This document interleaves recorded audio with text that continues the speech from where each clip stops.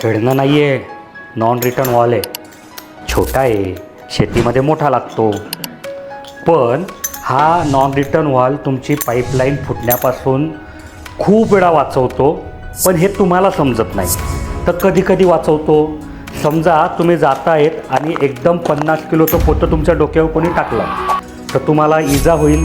तर तीच परिस्थिती तुमच्या पाईपलाईनसोबत होते, तुमच्या मोटरसोबत होते. कधी? जेव्हा अचानक लाईट जाते.